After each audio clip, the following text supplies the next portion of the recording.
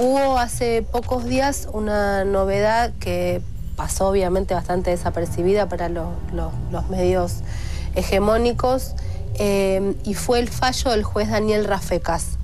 Lo que él determinó en ese fallo, él utiliza la palabra inescindible, dice que no se puede escindir la venta de las acciones de papel prensa por parte de la familia Greiber a La Razón, La Nación y Clarín del terrorismo de Estado. Es la primera vez que se vincula de alguna manera la desaparición forzada de personas y la venta de las acciones de papel prensa. Se declara incompetente y lo manda todo el expediente de la causa Camps, con lo cual estamos hablando de que a partir de una denuncia hecha por un accionista sobre las compras de las acciones termina en una causa penal vinculada a la desaparición de personas. Es interesante lo que ellos mismos dijeron el 18 de mayo de 1977, que publican en el diario Clarín una nota firmada por los 3 diarios que eran parte en ese momento, Clarín, La Nación, que continúan, y La Razón, que eran los 3 diarios que junto con el Estado Nacional tenían prácticamente el paquete accionario. Ellos dicen que esta operación fue hecha a la luz pública. ¿Quién tiene que decir que sobre una transacción comercial hay que aclarar que se hizo a la luz pública? Alguien que está sospechado de no haberlo hecho precisamente a la luz pública, y lo que queda claro es que las transacciones comerciales solamente se pueden hacer entre hombres libres. Si se comprobare que estos traspasos accionarios no habrían sido voluntarios, ¿no? O sea, aquí con testimonios que estarían aportando estas personas, habrían sido forzados, este traspaso es nulo, de nulidad absoluta, ¿no? Y en esto también hay que jugar con el otro factor. Mi hermana, los Greiber, todos los que firmaron los convenios, el traspaso de las acciones, después fueron raptados, torturados. Y los quebraron por 30 años. Porque esta historia sale ahora a la luz. Digamos, están hablando. Yo siempre, como conocía el tema de papel prensa y tengo militancia política, lo hablaba. La clase política miraba para otro lado porque nadie quería enfrentar problemas de Clarín. Pero la familia, o los Llanover, que no era familia, pero un hombre cercano, mi hermana, ninguno habló 30 años.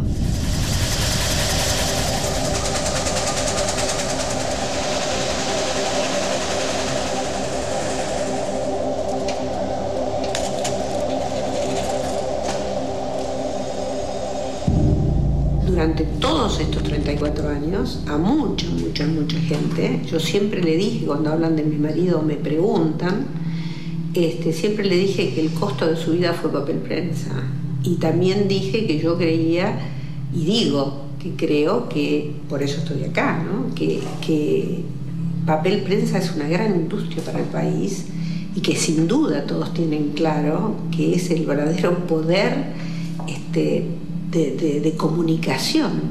Es decir, este papel no significa solo un papel, sino significa que todos podamos leer lo que queremos leer. Frente a las amenazas que había, yo lo voy a ver al expresidente Lanusse, que me recibió, yo no lo conocía, para pedirle que me ayudara a que la carta que yo le había enviado al presidente de la Nación, a Videla, al presidente de facto, realmente me diera la entrevista. Habíamos tenido la suerte de que entregamos en mano de su secretaria la carta, o sea que sabíamos que estaba en las manos precisas, en las manos de la secretaria privada de él. Y yo quería que me aligeraran, es decir, esa entrevista, poder llegar a verlo a Videla y explicarle cuál era mi situación, pero jamás me recibió, por supuesto. Digo por supuesto hoy día, en aquella época no me daba cuenta que era un imposible lo que estaba haciendo, porque era una cosa que ya estaba preparada. Entonces hice los pasos que hace cualquier persona que quiere lograrlo, pero que le falta experiencia y es inocente, ¿no? Y tiene inocencia de no saber cómo son las cosas. En medio de todo esto se confirmaba cada vez más, nos venían a decir que debíamos vender papel prensa a los 3 diarios. Yo fui a una entrevista donde sí me acuerdo claramente, era en el diario La Nación, un lugar muy grande físicamente, una sala muy grande, donde yo quedé a un costado, mis suegros quedaron en otro costado y mi cuñado en otro. Y con la única persona que yo hablé en ese momento fue con el señor de Clarín, a quien me dijo que debía firmar para que no corriera peligro mi vida y la de mi hija.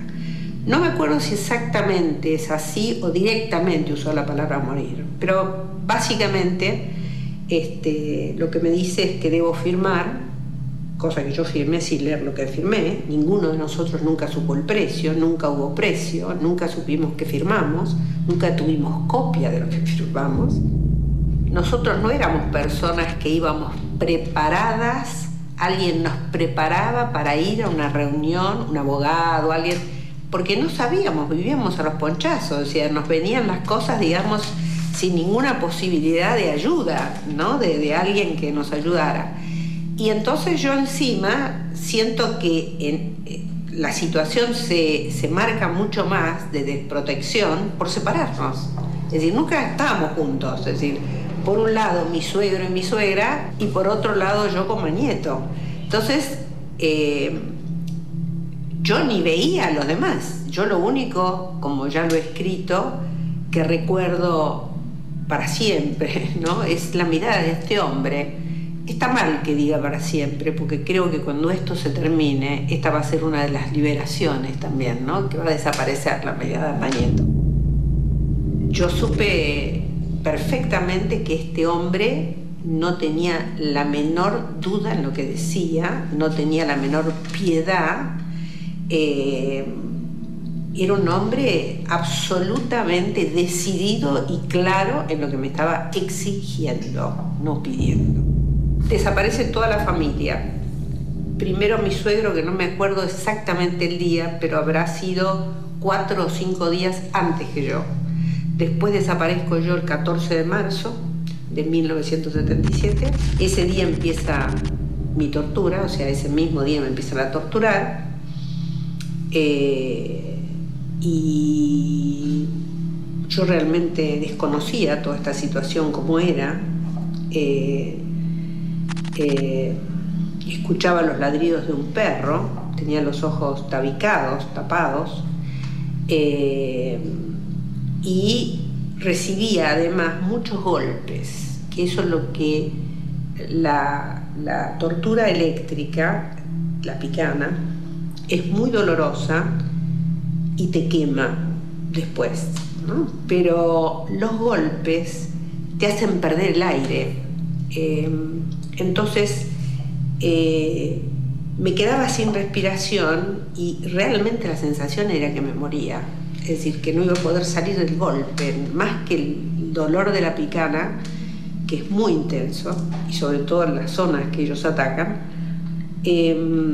Los golpes que me daban, sobre todo en la cabeza, en los riñones,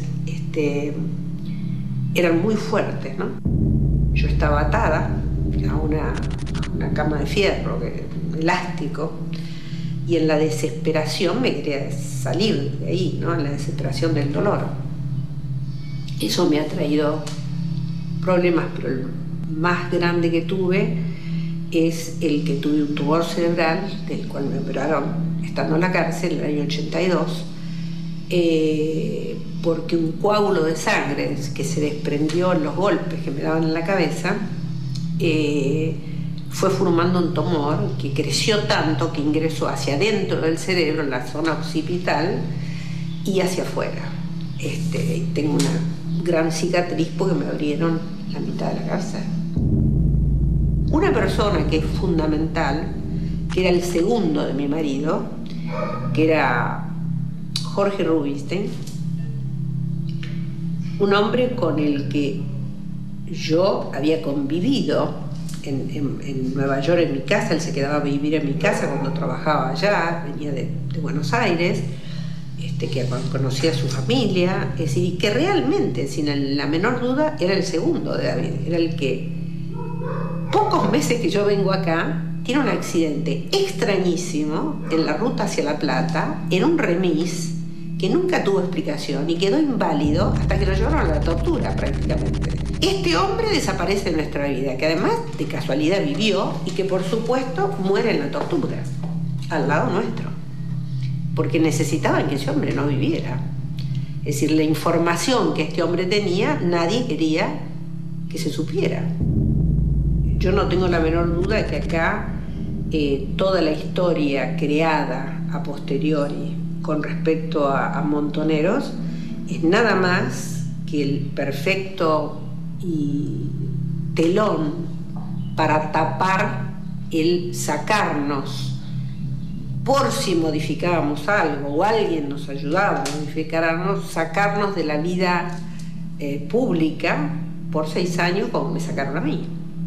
Es decir, pudieron hacerlo de los diarios, diciendo todavía acá no hay nada que esté mal, todo es nada más que una venta, y después en marzo organizaron esta historia, la usaron y fue el telón perfecto para justificar sacarnos por si acaso 5 años o 6, en mi caso fue casi 6, en otro fue 5, pero no tengo la menor duda, y hoy día que gracias a Dios se va a presentar todos los papeles, es claro, no hay nadie que pueda negar, esto es un hecho real, absolutamente real.